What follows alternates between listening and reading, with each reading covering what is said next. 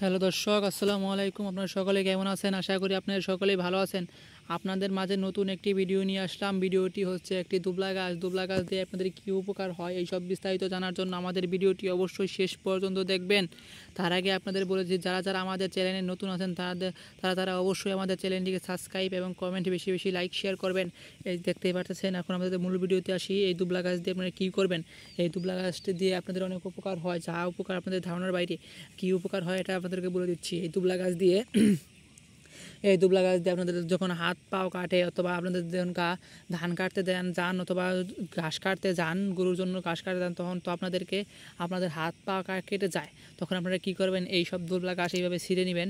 এই আগাটুকু ছিঁড়ে নিয়ে দেবেন। এইভাবে আগাটুকু ছিঁড়ে, এইভাবে মনে করেন যে আগাটুকু ছিঁড়ে নিয়ে বাড়িতে, এইভাবে আগাটুকু ছিঁড়ে মনে করেন যে আপনার হাত পাও কাটলে তো বাড়ি তুড়ি গেতে গেতে অনেক রক্ত বের হবে। তার জন্য আপনাদেরকে ভালো একটি বুদ্ধি দিয়ে দিচ্ছি। এই বুদ্ধিটি ব্যবহার করলে আপনাদের রক্ত পড়া বন্ধ হয়ে যাবে।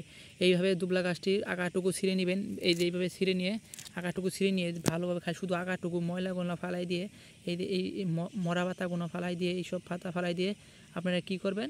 চাবিয়ে চাবিয়ে মুখের ভিতরে নিয়ে চাবিয়ে চাবিয়ে রস করে, মানে থোড়া থোড়া করে নেবেন। থোড়া থোড়া করে তারপর আপনারা কী করবেন?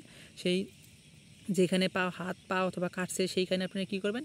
এই চাবিয়ে চাবিয়ে নিয়ে সেটার আপনারা মনে করলেন যে ভালোভাবে মনে করলেন যে না লাগিয়ে দিবেন। দেখবেন যে যখন তখন মনে করেন আপনাদের রক্ত পড়া বন্ধ হয়ে যাবে।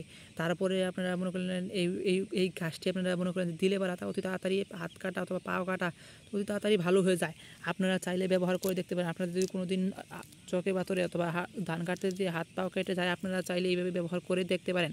অবশ্যই এটা আপনাদের অনেক উপকার হবে। আশা করি আপনারা সকলেই বুঝতে পারছেন। আর যারা যারা না বুঝতেন, অবশ্যই আমাদের কমেন্টে জানাবেন। আপনাদেরকে আবার রিপ্লে ভিডিও বানিয়ে বুঝিয়ে দিব। আশা করি আপনারা সকলে ভালো থাকবেন, সুস্থ থাকবেন, আমাদের সাথেই থাকবেন। আসসালামু আলাইকুম।